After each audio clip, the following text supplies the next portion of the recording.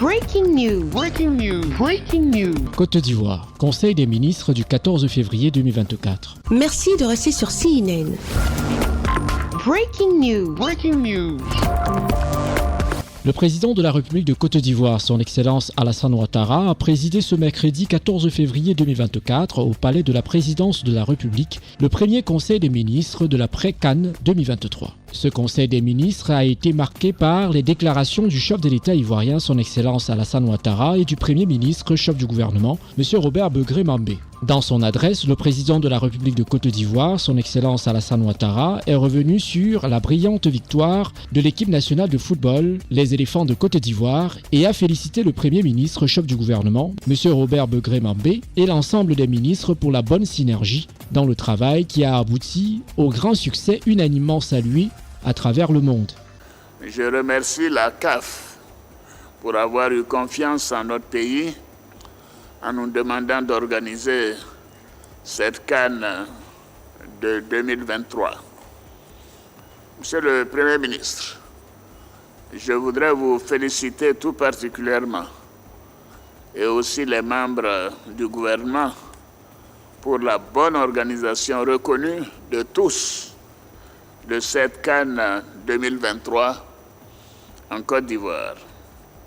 Le président de la CAF m'a informé qu'il y a plus de 2 milliards de personnes qui ont regardé cet événement au plan mondial.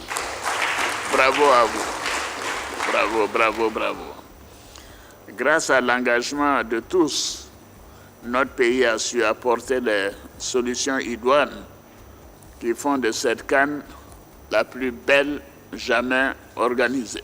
Bravo à nos enfants, bravo aux éléphants, vive la Côte d'Ivoire. Pour sa part, le Premier ministre, M. Robert Begré-Mambé, a indiqué que le président de la République de Côte d'Ivoire, son Excellence Alassane Ouattara, est une chance pour la Côte d'Ivoire au regard de toutes les performances et prouesses enregistrées depuis des années sous son égide et son leadership. Excellent Monsieur le Président de la République, vous êtes une chance pour notre pays. Comme le diraient les Ivoiriens, Dieu est dedans. Vous nous avez donné des instructions s'agissant de la préservation de ce beau patrimoine offert à la Côte d'Ivoire entière et j'allais même dire à l'Afrique tout entière.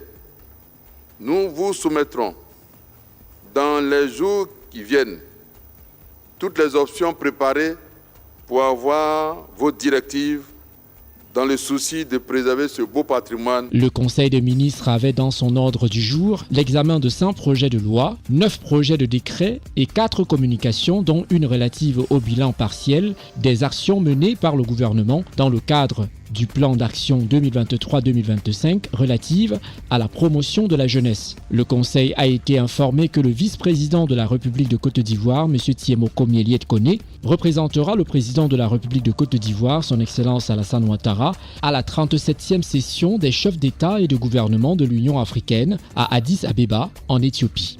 L'on retiendra que le Conseil des ministres a adopté la ratification d'un accord de prêt d'un montant de 40 milliards de francs CFA conclu le 9 novembre 2023 entre la République de Côte d'Ivoire et la Banque ouest-africaine de développement en vue du financement partiel du projet de construction en Côte d'Ivoire de 4300 logements sociaux et économiques. Tranche 1 qui comprend 1160 logements à Abidjan au PK24.